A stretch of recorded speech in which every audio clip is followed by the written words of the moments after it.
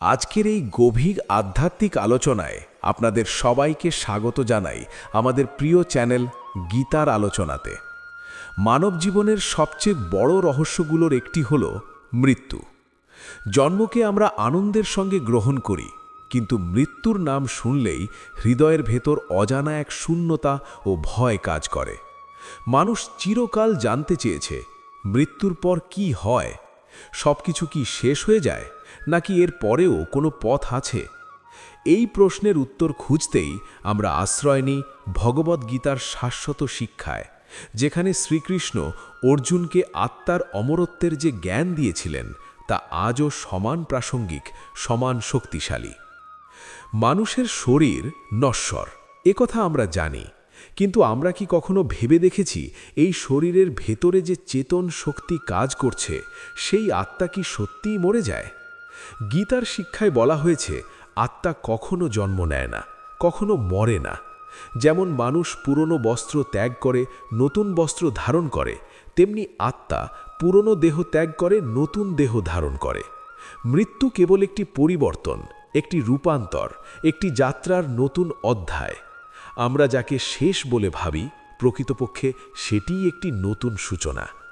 মৃত্যুকে আমরা ভয় পাই কারণ আমরা দেহকেই নিজের পরিচয় মনে করি।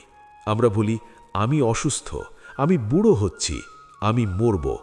কিন্তু গীতা আমাদের শেখায়, আমরা দেহ নই, আমরা আত্মা। দেহ পরিবর্তিত হয়, শৈশব, কৈশোর, যৌবন, বার্ধক্য সবই দেহের পরিবর্তন। কিন্তু এই পরিবর্তনের মাঝেও যে আমি সচেতনভাবে সবকিছু উপলব্ধি করছি, সেই সত্তা অপরিবর্তিত, সেই সত্তাই আত্মা। আর আত্মা কখনো ধ্বংস হয় না। যখন কোনো মানুষ মৃত্যুবরণ করে, আমরা দেখি তার শরীর নিস্তেজ হয়ে পড়ে আছে, কিন্তু সেই প্রাণশক্তি কোথায় গেল? গীতার আলোকে বুঝতে পারি, আত্মা দেহ ত্যাগ করেছে, শরীর তখন কেবল মাটির উপাদান মাত্র। আত্মা তার কর্মফল অনুযায়ী নতুন যাত্রার পথে অগ্রসর হয়। এই কর্মফলই নির্ধারণ করে পরবর্তী জন্ম, পরবর্তী পরিস্থিতি, পরবর্তী অভিজ্ঞতা। মানুষের জীবনে কর্মের গুরুত্ব অপরিসীম। আমরা প্রতিদিন যা ভাবি, যা বলি, যা করি, সবকিছুই এক একটি বীজের মতো। সেই বীজ একদিন ফল দেবে। যদি সৎকর্ম করি, তার ফল শুভ হবে। যদি অন্যায় করি, তার ফল ভোগ করতেই হবে। মৃত্যু সেই ফল ভোগের শেষ নয়, বরং কর্মের ধারাবাহিকতার একটি পর্ব। আত্মা সেই কর্মের হিসাব সঙ্গে নিয়েই নতুন জন্মে প্রবেশ করে। অনেকেই প্রশ্ন করেন, মৃত্যুর পর আত্মা কোথায় থাকে? গীতার শিক্ষায় বলা হয়েছে, আত্মা সূক্ষ্ম দেহসহ পরবর্তী গন্তব্যে যায়। আমাদের মন, বুদ্ধি ও সংস্কার আত্মার সঙ্গে যুক্ত থাকে। এই সংস্কার বা প্রবৃত্তি ভবিষ্যৎ জন্মের পরিবেশ তৈরি করে। যে যেমন চিন্তা ও আচরণ করে, তার মন তেমন রূপ ধারণ করে, আর সেই রূপই তাকে উপযুক্ত জন্মের দিকে টেনে নিয়ে যায়। মৃত্যুর মুহূর্তে মানুষের চেতনা অত্যন্ত গুরুত্বপূর্ণ। গীতায় বলা হয়েছে, মৃত্যুকালে যে ভাব স্মরণ করা হয়, আত্মা সেই ভাব অনুযায়ী গতি লাভ করে। তাই সারা জীবন যদি আমরা ঈশ্বর চিন্তা করি, সত্য ও ন্যায়ের পথে চলি, তবে মৃত্যুকালে সেই ভাবই আমাদের চেতনায় জাগ্রত হবে, আর সেই স্মরণে আমাদের উচ্চতর গন্তব্যে নিয়ে যাবে। এই শিক্ষা আমাদের ভয় দূর করতে সাহায্য করে। মৃত্যু আর ভয়াবহ অন্ধকার নয়, এটি একটি সেতু, একটি রূপান্তর। যেমন সূর্যাস্তের পর রাত আসে আর রাতের পর আবার সূর্যোদয় হয়, তেমনি মৃত্যুর পরও আত্মার যাত্রা অব্যাহত থাকে।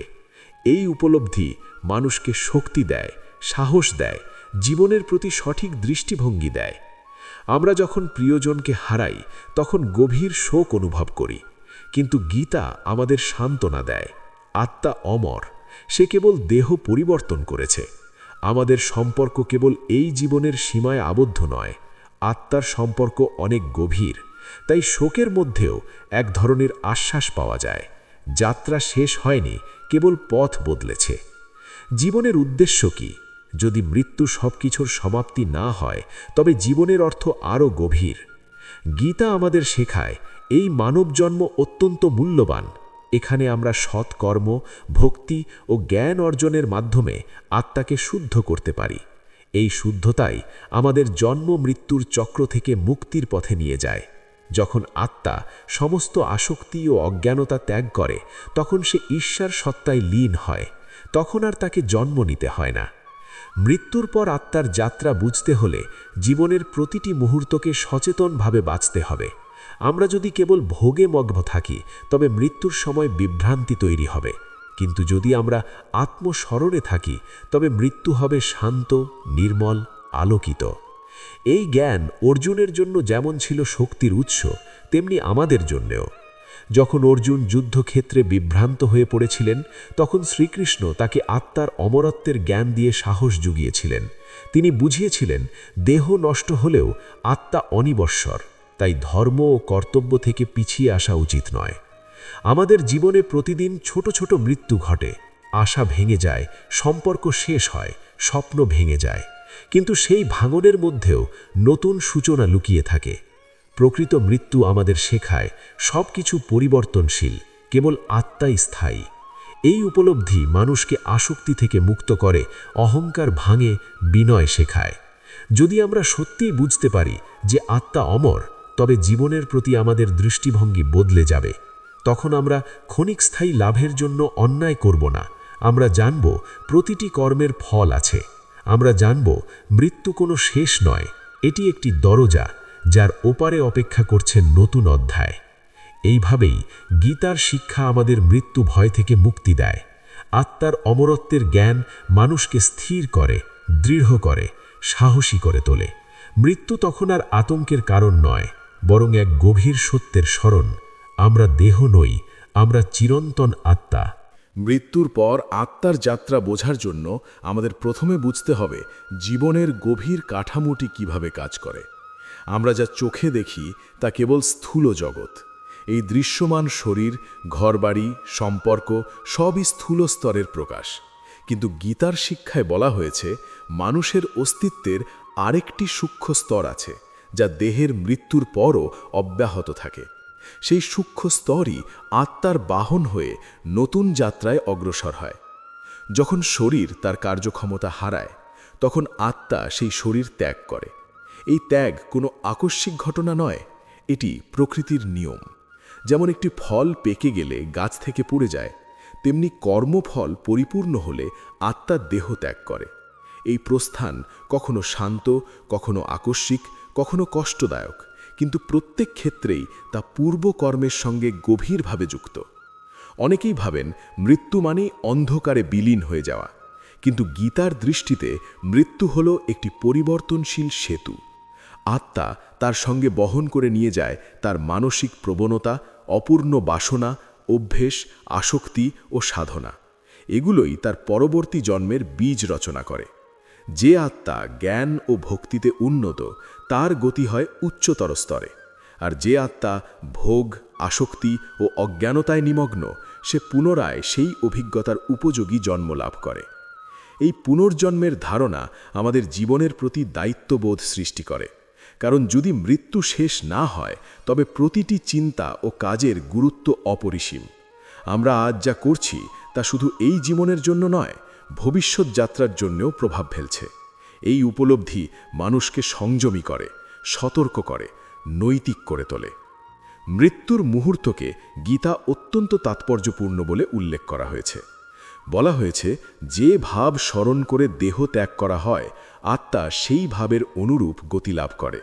তাই সারা জীবন যা চর্চা করি, মৃত্যুকালে তাই স্মরণে আসে। যদি সারা জীবন কেবল ভোগের চিন্তা করি, তবে মৃত্যুর সময় সেই ভোগ লিপ্সাই মনকে আকর্ষণ করবে।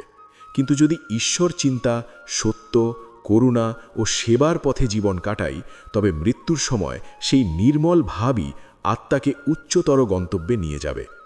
এই কারণেই সাধনা এত গুরুত্বপূর্ণ। সাধনা মানে কেবল নির্দিষ্ট আচার নয়, এটি মনকে শুদ্ধ করা, চিন্তাকে নিয়ন্ত্রণ করা, আসক্তি হ্রাস করা। যখন মন শান্ত ও পরিষ্কার হয়, তখন আত্মার প্রকৃত স্বরূপ উপলব্ধি করা যায়।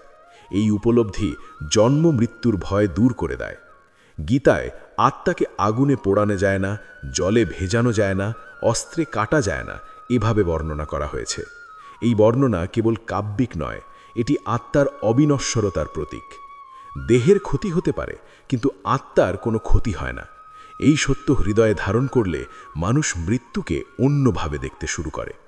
মৃত্যুর পর আত্মা কোথায় যায় সে প্রশ্নের উত্তরে গীতার শিক্ষা বহুমাত্রিক। কর্মফল অনুযায়ী আত্মা বিভিন্ন স্তরে অভিজ্ঞতা লাভ করতে পারে। কিছু আত্মা স্বর্গীয় সুখ ভোগ করে, কিছু আত্মা কষ্টের ফল ভোগ করে, আবার কিছু আত্মা দ্রুত পুনর্জন্ম লাভ করে। কিন্তু এগুলো সবই সাময়িক। যতক্ষণ না আত্মা সম্পূর্ণ জ্ঞান ও ভক্তির মাধ্যমে পরম সত্যে প্রতিষ্ঠিত হয়, ততক্ষণ তার যাত্রা চলতেই থাকে। এই চক্রকে বলা হয় জন্ম মৃত্যুর চক্র। এটি এক ধরনের বিদ্যালয়ের মতো, যেখানে প্রতিটি জন্ম একটি নতুন শ্রেণী। আমরা আমাদের অভিজ্ঞতা থেকে শিক্ষা নিতে পারি, অথবা একই ভুল বারবার করতে পারি। যখন আত্মা উপলব্ধি করে যে ভোগ ও আসক্তি তাকে প্রকৃত শান্তি দিতে পারে না, তখন সে মুক্তির পথ অনুসন্ধান শুরু করে। মুক্তি মানে কি? মুক্তি মানে কেবল স্বর্গে যাওয়া নয়। মুক্তি মানে জন্ম মৃত্যুর বন্ধন থেকে চিরমুক্ত হওয়া। যখন আত্মা উপলব্ধি করে যে সে চিরন্তন এবং পরম সত্তার অংশ, তখন তার আর পুনর্জন্মের প্রয়োজন থাকে না। সে পরম শান্তি ও আনন্দে প্রতিষ্ঠিত হয়। আমরা প্রায়শই মৃত্যুকে শাস্তি মনে করি, কিন্তু গীতার আলোকে এটি একটি সুযোগও। এটি আমাদের স্মরণ করিয়ে দেয় যে সময় সীমিত, তাই প্রতিটি মুহূর্ত মূল্যবান। এই সীমাবদ্ধতায় আমাদের জাগিয়ে তোলে। যদি আমরা চিরকাল দেহে বাস করতাম, তাহলে হয়তো আত্মজ্ঞান অর্জনের প্রেরণা পেতাম না। মৃত্যু আমাদের বিনয়ী করে, আমাদের অহংকার ভেঙে দেয়, আমাদের প্রকৃত পরিচয়ের দিকে ঠেলে দেয়। মানুষের শোক স্বাভাবিক, প্রিয়জনের বিচ্ছেদ হৃদয়কে ভেঙে দেয়। কিন্তু যদি আমরা আত্মার অমরত্বে বিশ্বাস রাখি, তবে সেই শোক ধীরে ধীরে এক গভীর গ্রহণযোগ্যতায় রূপ নেয়। আমরা বুঝতে পারি সে কেবল অন্য পথে পা বাড়িয়েছে। এই উপলব্ধি আমাদের সহনশীল করে তোলে। মৃত্যুর পর আত্মার যাত্রা নিয়ে ভাবতে গিয়ে আমরা নিজেদের জীবন নিয়েও ভাবতে শুরু করি। আমরা কি কেবল ভোগের জন্য বেঁচে আছি, নাকি আত্মার উন্নতির জন্য? আমরা অন্যের উপকার করছি, নাকি কেবল নিজের স্বার্থ দেখছি? এই প্রশ্নগুলো আমাদের অন্তরকে জাগ্রত করে। গীতার শিক্ষা আমাদের শেখায়, আসক্তি কমাও, কর্তব্য পালন করো, ফলের প্রতি মোহ রেখো না। যখন আমরা ফলের প্রতি অতিরিক্ত আসক্ত হই, তখন ভয় জন্মায়। যদি হারাই, যদি ব্যর্থ হই। কিন্তু যখন বুঝি আত্মা চিরন্তন, তখন এই ভয় কমে যায়। আমরা কর্তব্য পালন করি নিষ্কামভাবে, কারণ জানি ফল সাময়িক, কিন্তু আত্মার উন্নতি চিরস্থায়ী। মৃত্যু আমাদের শেখায় সমতা। ধনী গরিব, শক্তিশালী দুর্বল, সবাইকে একদিন দেহ ত্যাগ করতে হয়। এই সমতা আমাদের অহংকার ভেঙে দেয়। আমরা বুঝি দেহগত পরিচয় ক্ষণস্থায়ী, তাই অন্যকে তুচ্ছ করার কোনো মানে নেই। আত্মার যাত্রা একা নয়, এটি ঈশ্বরের নিয়ন্ত্রণাধীন। প্রকৃতির নিয়ম অনুযায়ী সব কিছু পরিচালিত হয়। আমরা যদি সেই নিয়মের সঙ্গে সঙ্গতি রেখে চলি, তবে যাত্রা শান্ত ও মসৃণ হয়। কিন্তু যদি বিরোধিতা করি, তবে কষ্ট বাড়ে। মৃত্যুর পর কি হবে, এই প্রশ্নের চূড়ান্ত উত্তর পেতে হলে জীবনের মধ্যেই আত্মজ্ঞান অর্জন করতে হবে। কারণ সত্যিকারের জ্ঞান কেবল তত্ত্ব নয়, এটি অভিজ্ঞতা। যখন আমরা ধ্যান, সৎকর্ম ও ভক্তির মাধ্যমে অন্তরকে পরিষ্কার করি, তখন মৃত্যুর ভয় স্বাভাবিকভাবেই কমে যায়। এই উপলব্ধি মানুষকে নতুনভাবে বাঁচতে শেখায়। তখন প্রতিটি সম্পর্ক আরও মূল্যবান মনে হয়। প্রতিটি দিন এক একটি উপহার হয়ে ওঠে। আমরা জানি সময় সীমিত, কিন্তু আত্মা অসীম। এই দ্বৈত সত্যের মাঝেই জীবনের সৌন্দর্য। আত্মার সূক্ষ্ম যাত্রাকে আরও গভীরভাবে বুঝতে হলে আমাদের উপলব্ধি করতে হবে যে মানুষ কেবল এই দৃশ্যমান দেহ নয়। দেহের আড়ালে রয়েছে মন, বুদ্ধি এবং অহংকার, যাকে সূক্ষ্ম দেহ বলা হয়। স্থূল দেহ নষ্ট হয়ে গেলেও সূক্ষ্ম দেহ তৎক্ষণাৎ বিলীন হয় না। আত্মা যখন শরীর ত্যাগ করে, তখন এই সূক্ষ্ম দেহ তাকে সঙ্গে করে নিয়ে যায়। এর মধ্যেই সঞ্চিত থাকে তার স্মৃতি, প্রবৃত্তি, অপূর্ণ বাসনা এবং পূর্বজন্মের সংস্কার। এই সংস্কারই আত্মার ভবিষ্যৎ নির্ধারণ করে। যেমন একটি বীজের ভেতরে গাছের সম্ভাবনা লুকিয়ে থাকে, তেমনি আত্মার সূক্ষ্ম দেহের ভেতরে তার পরবর্তী জন্মের সম্ভাবনা সুপ্ত থাকে। যে ব্যক্তি সারা জীবন দয়া, সত্য ও ভক্তির চর্চা করেছে, তার অন্তর আলোকিত ও নির্মল হয়। মৃত্যুর পর সেই নির্মলতা তাকে উজ্জ্বল পথে পরিচালিত করে। আবার যে ব্যক্তি লোভ, হিংসা ও স্বার্থপরতায় নিমগ্ন ছিল, তার সূক্ষ্ম দেহ ভারী ও অস্থির হয়ে থাকে, যা তাকে নিম্নতর অভিজ্ঞতার দিকে আকর্ষণ করে। এই বিষয়টি বোঝার জন্য একটি সহজ উপমা কল্পনা করা যায়। ধরুন, একটি নদী পাহাড় থেকে সমুদ্রের দিকে প্রবাহিত হচ্ছে।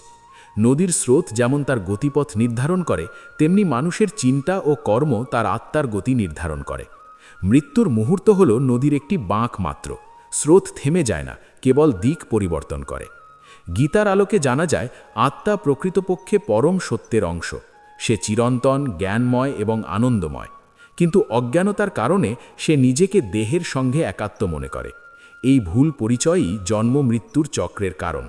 যখন আত্মা নিজেকে দেহ মনে করে, তখন সে সুখ দুঃখে জড়িয়ে পড়ে। দেহের পরিবর্তনকে নিজের পরিবর্তন মনে করে কষ্ট পায়। কিন্তু যখন সে উপলব্ধি করে যে সে দেহ নয়, তখন তার দৃষ্টিভঙ্গি বদলে যায়। মৃত্যুর পর আত্মার গতি সম্পর্কে আরেকটি গভীর শিক্ষা হল আসক্তির প্রভাব।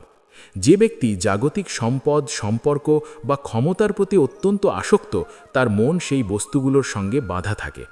মৃত্যুর সময় সেই আসক্তি তাকে পুনরায় সেই অভিজ্ঞতার জগতে টেনে আনে। তাই গীতার শিক্ষা হল আসক্তি ত্যাগ করে কর্তব্য পালন করা। কর্তব্য করো, কিন্তু ফলের মোহে আবদ্ধ হইও না। এই ত্যাগ মানে সবকিছু ছেড়ে দেওয়া নয়, বরং অন্তরের মুক্তি। আমরা পরিবারে থাকব, কাজ করব, সমাজে দায়িত্ব পালন করব, কিন্তু মনে রাখব সবই সাময়িক। এই সাময়িকতার বোধ আমাদের ভেতরে এক ধরনের সমতা সৃষ্টি করে। তখন লাভে অহংকার হয় না, ক্ষতিতে ভেঙে পড়ি না। মৃত্যুর পর আত্মার যাত্রা কখনো তাৎক্ষণিক পুনর্জন্মে পরিণত হয়, কখনো কিছু সময় সূক্ষ্ম স্তরে অবস্থান করে। এই অবস্থানও কর্মফলের ওপর নির্ভরশীল। কিন্তু যাই হোক, এই সবই সাময়িক ধাপ। চূড়ান্ত লক্ষ্য হল আত্মার শুদ্ধি ও মুক্তি। মুক্তির পথ জ্ঞান, ভক্তি ও নিঃস্বার্থ কর্মের মাধ্যমে প্রসারিত হয়। জ্ঞান আত্মাকে তার প্রকৃত পরিচয় উপলব্ধি করতে সাহায্য করে। ভক্তি আত্মাকে পরম সত্তার প্রতি প্রেমময় সম্পর্কের মধ্যে স্থাপন করে। আর নিঃস্বার্থ কর্ম মনকে শুদ্ধ করে, অহংকার কমায়। এই তিনের সমন্বয়ে আত্মা ধীরে ধীরে বন্ধন মুক্ত হয়। মৃত্যুকে যদি আমরা একটি দরজা হিসেবে দেখি, তবে জীবন হলো সেই দরজার দিকে অগ্রসর হওয়ার পথ। কেউ দ্রুত হাঁটে, কেউ ধীরে হাঁটে, কিন্তু সবাই একদিন সেই দরজায় পৌঁছায়। পার্থক্য হলো কে প্রস্তুত হয়ে পৌঁছায় আর কে বিভ্রান্ত হয়ে। প্রস্তুতি মানে অন্তরের পরিশুদ্ধি। অনেক সময় আমরা দেখি কোনো ব্যক্তি মৃত্যুর পূর্বে হঠাৎ শান্ত হয়ে যান, যেন তিনি কিছু উপলব্ধি করেছেন। আবার কেউ অত্যন্ত অস্থির হয়ে পড়েন। এই পার্থক্য তাদের অভ্যন্তরীণ অবস্থার প্রতিফলন।